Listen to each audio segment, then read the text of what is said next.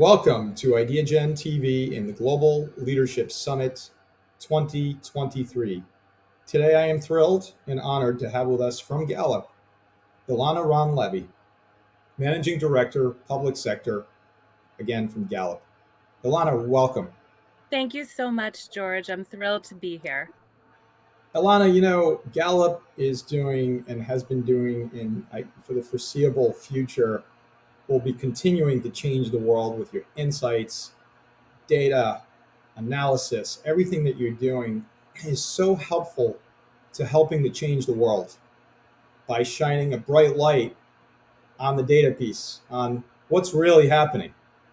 And so I'd love for our global audience, the millions of people that are watching this program on Ideagen TV as part of the Global Leadership Summit, if you could kindly introduce yourself to our audience and tell them just a little bit about what you do.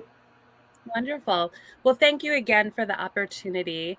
I'm a managing director at Gallup of our public sector division. And just like our company overall, our public sector group really focuses on elevating the voice of the world to shed light on the issues that leaders need most to make the most responsible and effective decisions. So in my role, I really focus on the formation of new research-based and impact-based partnerships with some of the leading corporations in the world, global philanthropies, global government agencies and institutions as well. And of course, as a business leader, beyond financial metrics, a big part of my role as well is really understanding the changing talent landscape, building high-performing and engaging teams, trying to make Gallup and our clients the best place to work so that we can continue to have a workforce that is inspired every day to work with our partners to deliver those insights to leaders and hopefully make the world a better place that way.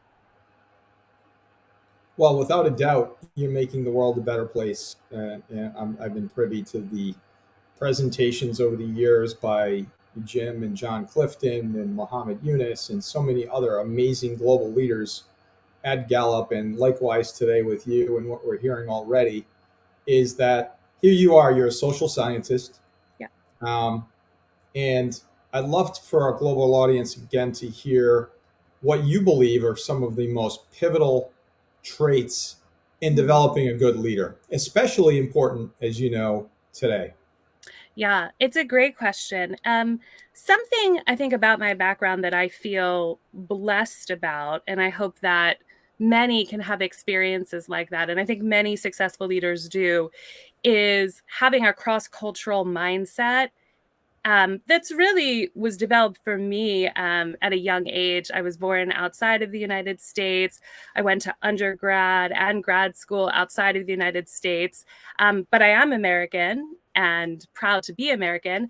And before I joined Gallup, I spent quite a few years working in Johannesburg, South Africa, leading consulting engagements and managing teams across sub-Saharan Africa and Asia as well. So I think that working for a global institution or organization like Gallup, having a global mindset, understanding what unites us as humans and as employees, but where those cultural nuances are, I think is incredibly important. I think the best leaders are principle and values driven leaders. As a leader, people are watching your actions, both explicit and implicit. They're watching what you don't do as much as what you do. And I think that those leaders who are able to inspire with a commitment to mission and purpose and principle and character really, really stand out. Few other competencies that come to mind is being able to build relationships in a deep level and use those relationships to help the teams that you lead discover better outcomes. So often in institutions, there's a breakdown and you look at the process and you look at the intake of information, but really what the sticky point is how people are communicating and relating to each other. And the last thing I'll say is that I think a characteristic that unites leaders is an authentic, clear communication style. We don't all do it the same way, but I think people look to a leader to fundamentally understand what they're saying and feel that that leader is being honest with them, even if they're not always in a position to deliver good news. Such incredible insights, Ilana. And so, this experience that you've had working with cross cultural teams has exposed you to so many different types of leadership. What are some examples of that? Oh, so many examples earlier in my career and today. One, great example can be the role of religion in the workplace. So you look in, the US and our ethos about very clear separation of church and state, a lot of pressure on organizations to not engage in, explicitly religious activities in the workplace. You clearly have other countries across the world where, business meetings start with a prayer, and that's part of regular business interaction. I think that the key is really, as a leader, to not get bogged down in the complexities of all the differences, but to really say, what are those elements that across the globe, and we're lucky at Gallup that we have our Gallup World Poll data to support this, but what is it that people across the globe are looking for in both a good job and a good manager? Focus on that, but be mindful of some of those country level cultural differences. Another great example is, vacation and the sanctity and quite frankly, the extent of vacation. Opposing, hard charging American standards when you're a leader and a manager of a country with a very different set of norms around vacation is important to keep in mind. But at the same time, having high expectations and a performance orientation is something that employees want across the globe. So in my career, I've always tried to focus on what unites us, what's universal that teams and employees want, and when do I need to be really mindful of some of those cultural differences so that I can build, respectful relationships that show that I'm trying to take those into account in the norms and my leadership style. Yeah, and it sounds like this informs and affects the types of leaders and leadership that are necessary to be successful. In other words, what you're saying is, and what I'm hearing is that you have to take into account these cultural norms and then sort of adapt and address and function within those norms in order to be successful in that culture, while at the same time being sensitive. And I'll add a word to that, which I like, and I know in our pre-interview conversation we mentioned, which is authenticity, right? Absolutely. That critical authenticity. So you have this incredible breadth and depth of experience managing teams from literally across the planet. What are some of the challenges and advantages of managing teams in these remote type of settings, especially in this new post-pandemic world that we live in? Yeah, it's a wonderful question. And what's interesting is that earlier in my career, when I was managing global teams, it was an unusual attribute because most professional services firms, in the industry that I'm in with Gallup, had a on-site model primarily.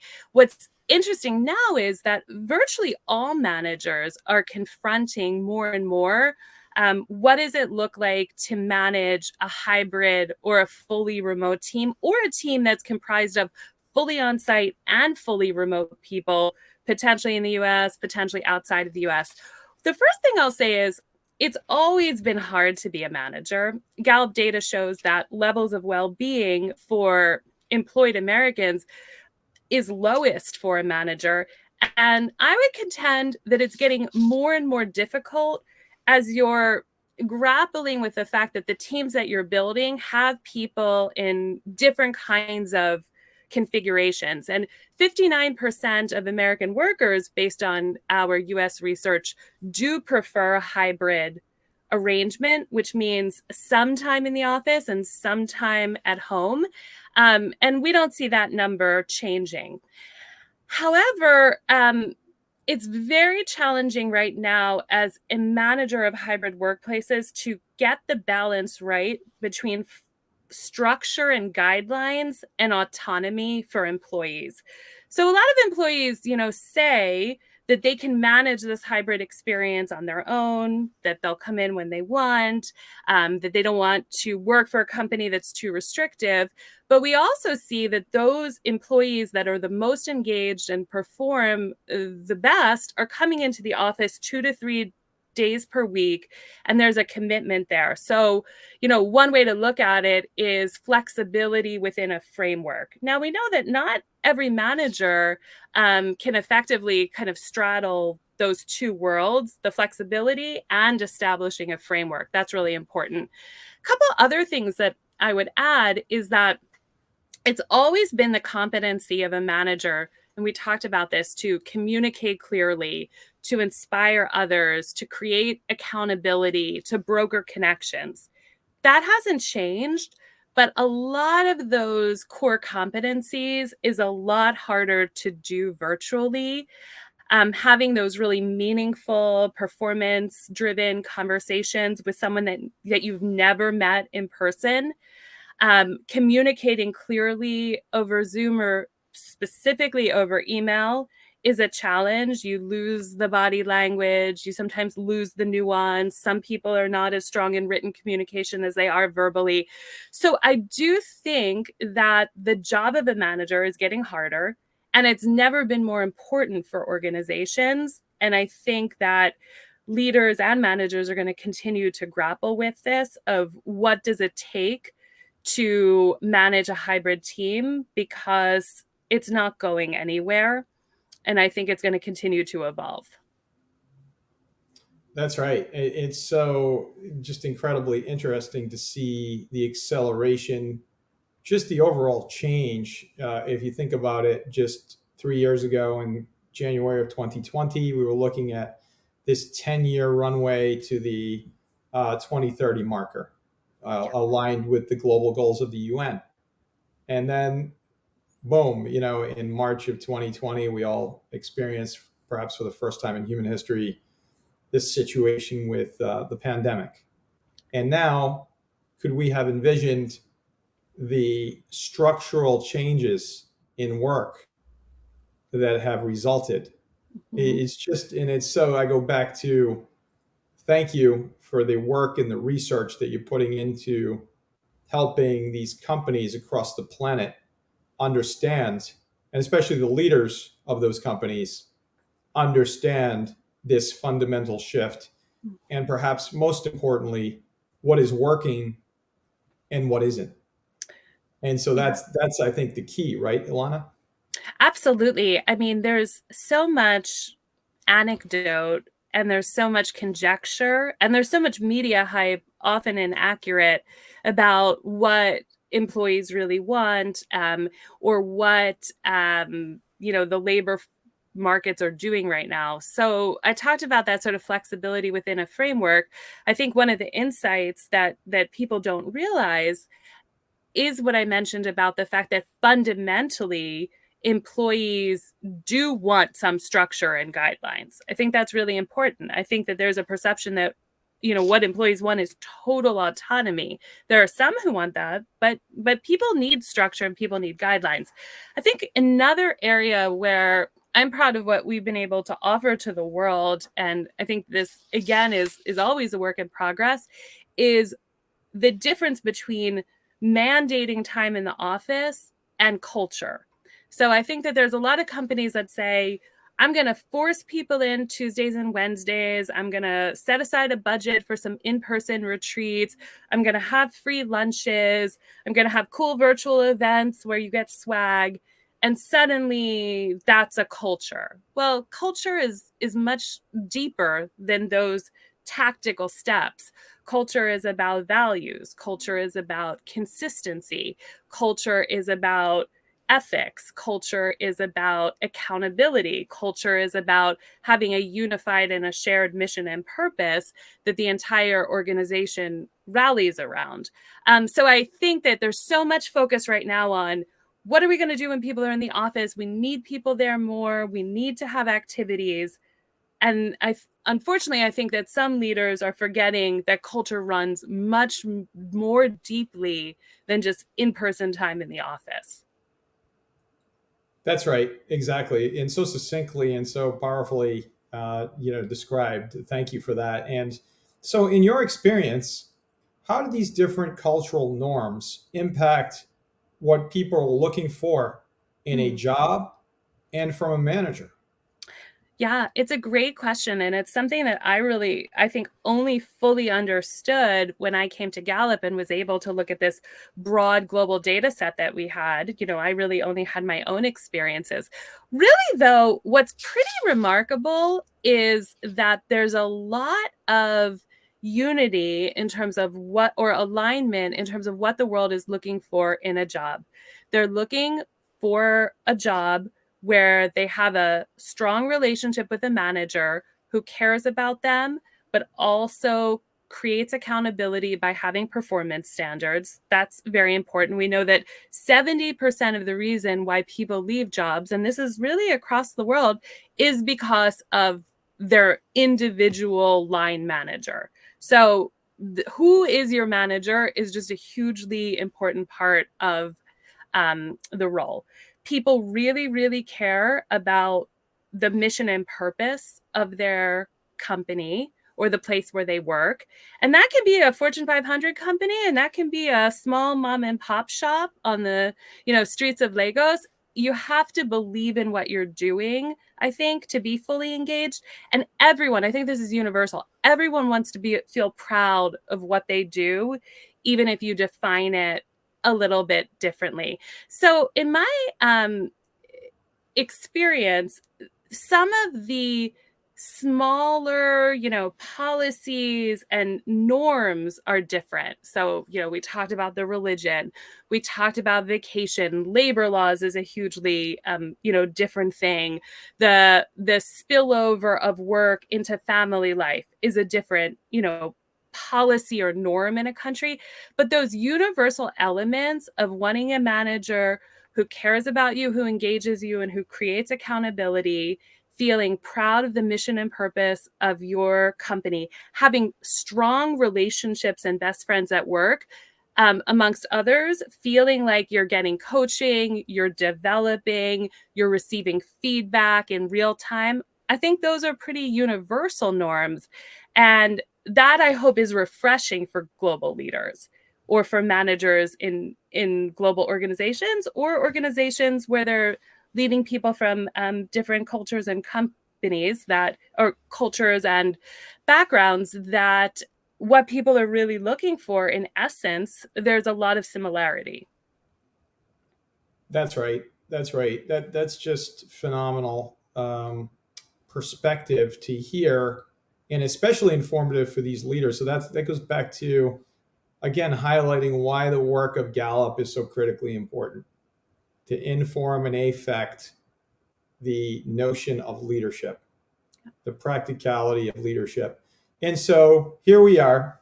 It's a hybrid landscape. It's a hybrid landscape. There's flexibility and autonomy for employees, but it could also lead to potential burnout. And Yes. as a leader, as a manager, how can you mitigate this for yourself and perhaps most importantly for those employees working in that situation? Great question. It's something that I spend, a lot of time thinking about, worrying about sometimes. The first thing is I manage quite a few managers. And I think that the manager group within a company, which is often about a tenth of the population of an organization, is a little bit, unfortunately, I think, a forgotten group. There's a lot of people who say, well, you're lucky to be in a manager role, you're developing, we don't need to worry about you. Well, managers, we know, as we talked about, their well-being is lower, the emotional stress is higher, they're internalizing the other challenges of, people on their teams. And so I think that's a group I'm concerned about. And that's a group that I think people don't pay enough attention to, but they have this disproportionate impact on an organization because people leave organizations because of their manager. So when a manager starts to burn out, they're not giving the rest of their team what they need. And that's really a problem. But we know that all workers right now in these hybrid environments are grappling with, some additional stressors about, am I being fully included in opportunities that in-person people are getting? Am I getting mentorship? Am I developing? Am I able to build those relationships virtually? And also, are people assuming because I'm not commuting or because I'm at home that I can have this sort of infinite level of work given? So I think that for leaders and managers, I think leaders have to make some really important decisions in the near future about what kind of workforce they're trying to build. Will they encourage remote working for new hires? Will they hire people outside of office locations? You're seeing a retraction right now where many organizations, in the height of COVID said, I'll hire people anywhere. I just want the best talent. And more organizations, I think, are questioning that decision because it's really, really hard to onboard effectively remotely. And the foundation of a thriving career is good onboarding. So I do think that there's a lot of policy decisions that are made like really quickly. Should we have remote workers hired? Should we not? Should we spend money on in-person retreats? Should we not? These are strategies that are ultimately going to affect burnout. They're not just, budget decisions and competitive labor market considerations. They're things that are going to ultimately affect retention and performance of employees. And I think that they probably need a lot more attention and strategy and thoughtfulness than they're currently being given by a lot of companies. So critically important in your ongoing research, I'm sure we'll be continually looking at this to make sure that these global leaders that are looking to you for that guidance and the best practices and on will have that information at their fingertips to be able to make informed decisions. It's a Absolutely. world in flux, and it's a state of work that is in flux, right? There's no right. What I'm hearing is that there's no right answer at this current moment. Yeah, there isn't, and it's changing quickly. I mean, it's important to continually collect data from workers at pretty, I would say, rapid intervals because the landscape is changing so quickly and people's opinions are changing. And then companies' reactions are also changing. You're seeing a lot of extremes, right? Companies who are saying, you never have to come. That's going to be our competitive value proposition. And then other companies, Twitter stands out, and many others, you need to be here every day and you basically need to be sleeping here, or we're going to think that you're not committed to the company. So people are leaders are really going extremes on either end, but what the data really shows is what people want is something in the middle, but something in the middle with a lot of thought and nuance to it.